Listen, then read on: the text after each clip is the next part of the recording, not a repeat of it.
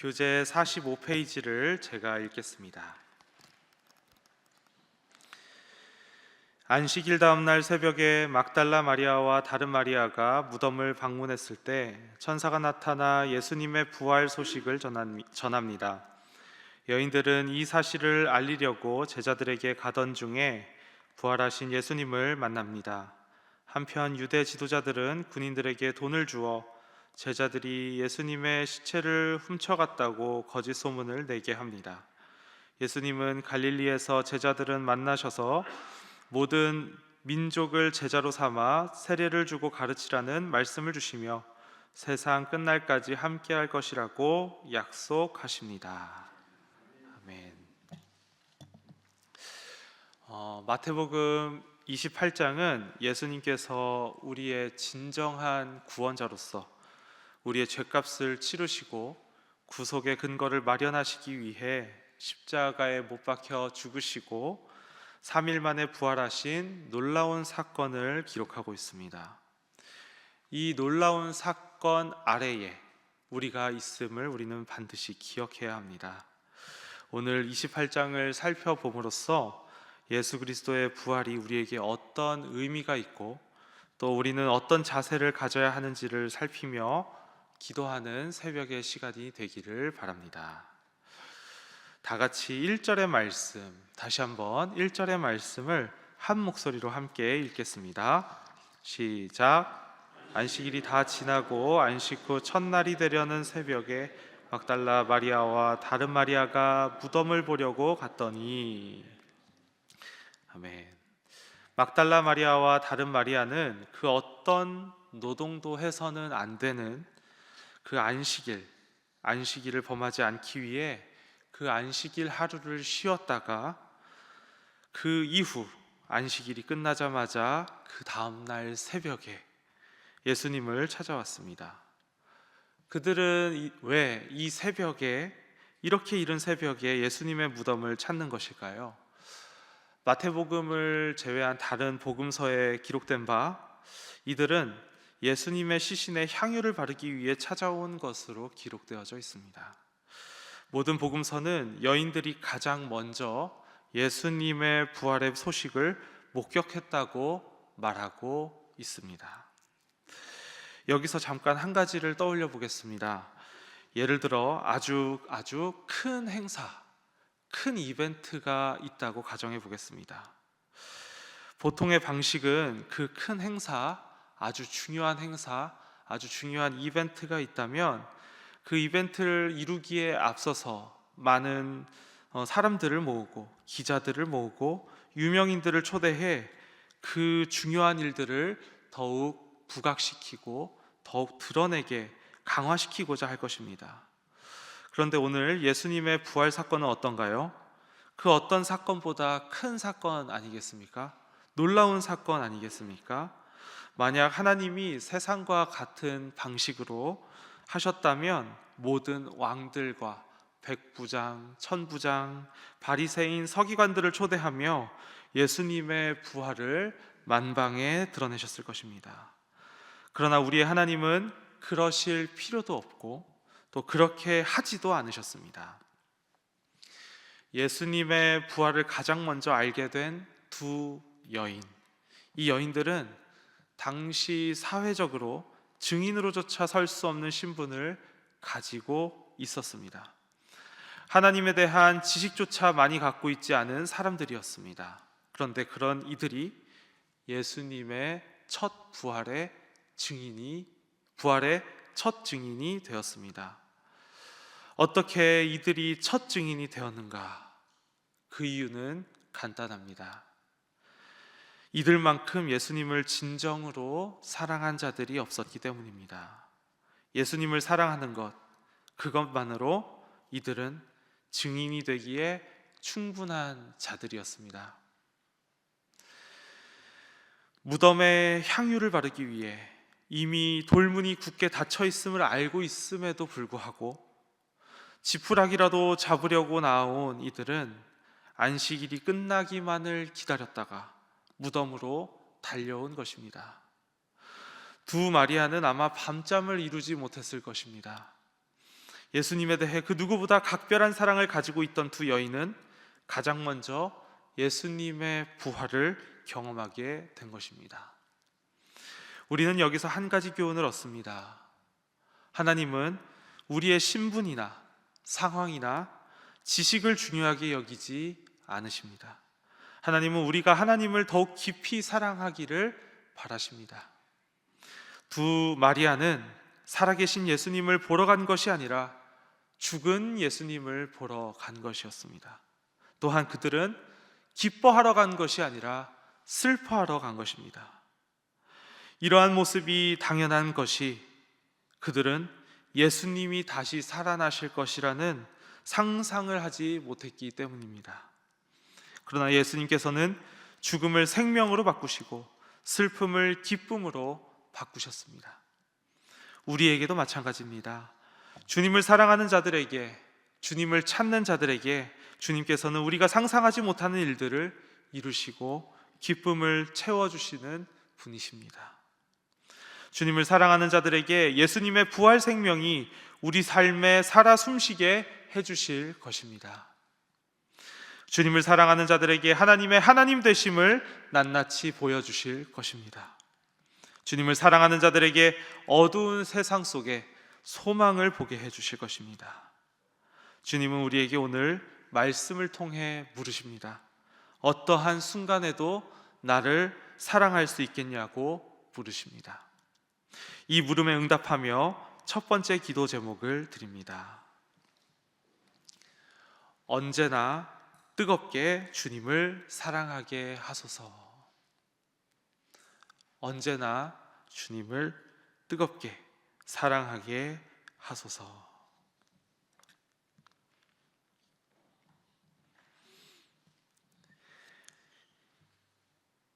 이제 다 같이 2절에서 4절의 말씀을 다시 한번 한 목소리로 읽도록 하겠습니다. 시작. 큰 지진이 나며 주의 천사가 하늘로부터 내려와 돌을 굴려내고 그 위에 앉았는데 그 형상이 번개 같고 그 옷은 눈같이 희거늘 지키던 자들이 그를 무서워하여 떨며 죽은 사람과 같이 되었더라. 아멘. 예수님의 부활 사건은 어떠한 모습으로 드러나고 있습니까? 예수님의 부활은 초월적인 모습, 우리를 넘어서는 그 초월적인 모습을 띠고 있습니다. 큰 지진이 나며 주의 천사가 하늘로부터 내려와 돌을 굴려내고 그 위에 앉았다라고 합니다. 그 천사의 모습은 형상이 번개 같고 눈같이 희다고 하였습니다. 이 모습을 본 모든 사람이 보이는 반응은 무서워하는 것이었습니다. 무서움의 이유는 여러 가지가 있을 수 있겠습니다만 오늘 말씀에서 드러난 무서움은 감히 인간으로는 감당할 수 없는 무언가를 보았기 때문에 생겨난 것이었습니다.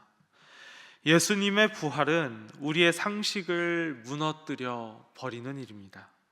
생각을 멈춰버리게 만드는 것입니다. 중요한 것은 그 이후의 반응입니다. 예수님의 부활과 천사를 목격한 두 사람의 부류는 분명히 구분되는 반응을 보이고 있습니다. 8절에서 9절의 말씀을 제가 읽도록 하겠습니다.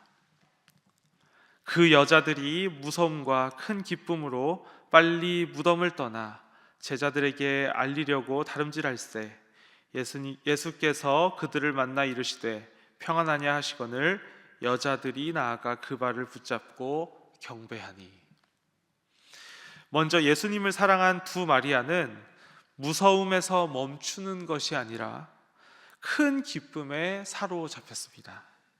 그리고 예수님을 만나 가장 먼저 발을 붙잡으며 경배했습니다. 그 안에 기쁨과 경배가 있는 것이지요. 반면에 그 자리에 함께 있었던 경비병들은 어떻습니까? 11절과 12절의 말씀을 다 같이 한 목소리로 읽도록 하겠습니다. 시작. 여자들이 갈 때 경비병 중 몇이 성에 들어가 모든 된 일을 제사장들에게 알리니 그들이 장로들과 함께 모여 의논하고 군인들에게 돈을 많이 주며. 이어진 15절 말씀을 제가 읽겠습니다. 군인들이 돈을 받고 가르친 대로 하였으니 이 말이 오늘날까지 유대인 가운데 두루 퍼지니라. 초자연적이고 또 초월적인 사건을 목격한 경비병은 우리 두 마리아와는 다르게 자신들을 고용한 대제사장들에게 찾아갑니다. 아무리 금전적인 대가를 받고 고용되었다 하지만 자신들이 이렇게 직접 경험한 놀라운 사건을 뒤로한 채 대제사장들에게 모든 판단을 맡겨버리고 또다시 돈으로 엄청난 역사를 자신의 인생에서 덮어버리는 것이지요. 이 안에는 기쁨도 없고 경배도 없습니다. 똑같은 사건을 대하는 서로 다른 두 부류의 차이에서 저는 우리의 삶을 다시 조명하게 됩니다. 믿기지 않는 일들이 펼쳐졌지만 그것을 있는 그대로 받아들이며 기뻐하는, 경배하는 사람들이 있습니다. 또 다른 한편에는 자신들의 위치와 상식과 이해와 물질을 가지고 그 틀 안에 사건을 가두는 또 다른 사람들이 있습니다. 이 모든 일을 아무것도 아닌 것으로 만들어버리는 사람들이 있는 것이지요. 우리는 과연 어느 쪽에 서 있을까요? 하나님은 지금도 우리를 초월하여 일하십니다. 우리의 상식이나 우리의 능력 아래에 계신 분이 아니라 우리를 넘어서시는 분, 우리를 초월하시는 분이 바로 우리의 하나님이십니다. 우리는 한 치 앞도 모르는 인생을 살아가지만 하나님은 전부를 아시는 분이십니다. 그러나 때때로 우리는 우리의 상식이나 능력의 틀 안에서 하나님이 일하시기를 바랄 때가 있습니다. 나의 생각이나 상황들에 비추어 생각하며 하나님의 일하심을 발견하지 못할 때가 있는 것이지요. 오늘 이 말씀을 통해 깨달은 바, 우리 모두가 경비병과 대제사장과 같은 모습을 씻어내고 두 마리아와 같은 모습을 가질 수 있게 되기를 소망합니다. 여기서 두 번째 기도 제목입니다. 하나님의 일하심을 있는 그대로 받아들이게 하소서. 하나님의 일하심을 있는 그대로 받아들이게 하소서. 하나님의 일하심을 있는 그대로 받아들이게 하소서.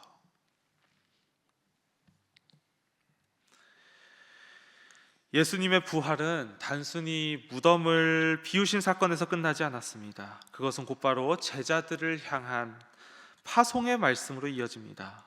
이 말씀을 통해 예수님께서는 부활의 참된 의미가, 그리고 부활의 참된 목적이 어디에 있는지를 분명히 보여주십니다.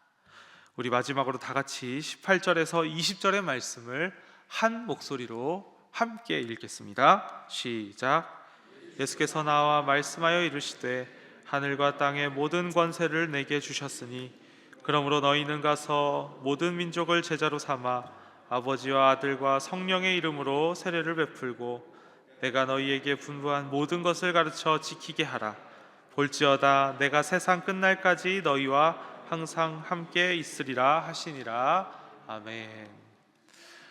먼저 예수님은 제자들에게 말씀하십니다. 하늘과 땅의 모든 권세를 내게 주셨으니 그러므로 너희는 가서 모든 민족을 제자로 삼아라. 예수님이 이루신 부활은 곧 우리를 향한 사랑이며 예수님의 사랑에는 분명한 목적이 있었습니다. 그렇기에 이 목적을 알고 또 예수님의 사랑을 경험한 사람은 이제 그 사랑을 나누는 자리, 선포하는 자리로 나아가야 합니다. 부활 사건은 결코 개인의 위로, 개인의 은혜에만 머무르지 않습니다.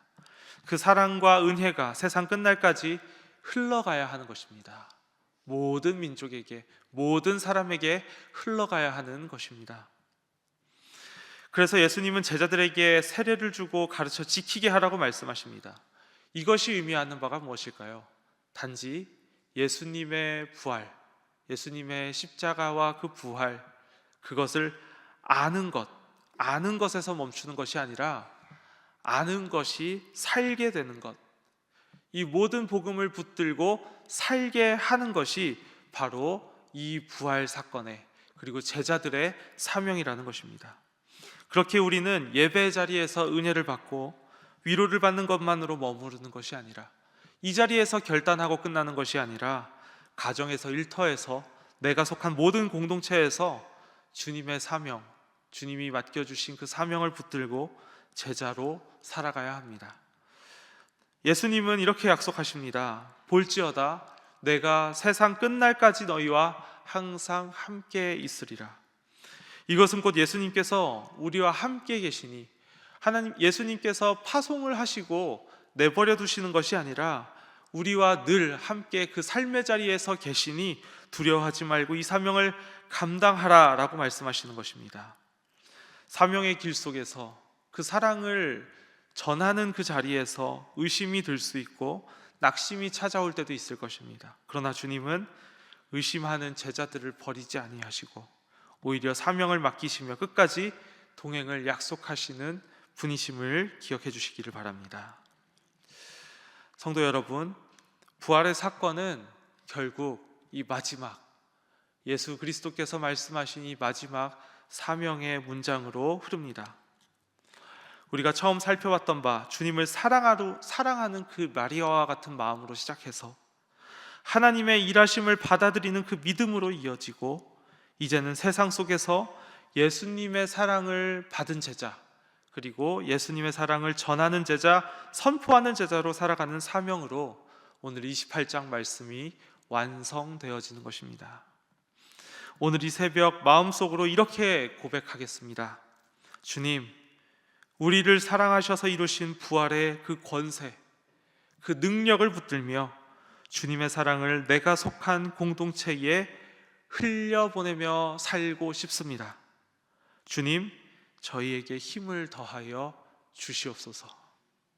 저희에게 힘을 더하여 주시옵소서. 특별히 명절 연휴를 보내고 있습니다. 우리의 주님께서는 모처럼 가족이 한자리에 모였을 때에 우리의 입술에 복음을 담고 또 예수님께 받은 사랑을 흘려보내며 부활 생명이 중심에 있는 따뜻한 가족 모임이 되기를 바라십니다. 하나님이 맺어주신 가족에게 따뜻한 말씀 한마디 건네주시고, 또 마음 한켠에 다소 아쉬운 마음, 서운한 마음이 있다 할지라도 죄인된 우리를 사랑하신 예수 그리스도의 십자가, 그 넘쳐 흐르는 사랑의 십자가와 부활 생명의 능력을 의지하시며 한 걸음씩 예수님과 동행하는 신일의 성도들 되시기를 바랍니다. 여기에서 세 번째 기도 제목을 드립니다. 예수님께 받은 사랑을 전하는 사명을 감당하게 하소서. 예수님께 받은 사랑을 전하는 사명을 감당하게 하소서. 예수님께 받은 사랑을 전하는 사명을 감당하게 하소서. 이제 세 가지 기도 제목, 언제나 뜨겁게 주님을 사랑하게 하소서, 하나님의 일하심을 있는 그대로 받아들이게 하소서, 예수님께 받은 사랑을 전하는 사명을 감당하게 하소서. 이 사랑과 믿음의 고백으로 함께 기도하시고 각자의 기도 제목을 하나님 앞에 올려드리며 기도하신 뒤 삶의 자리로 돌아가도록 하겠습니다. 함께 기도하겠습니다. 주여 믿습니다. 주여 믿습니다. 주여 믿습니다.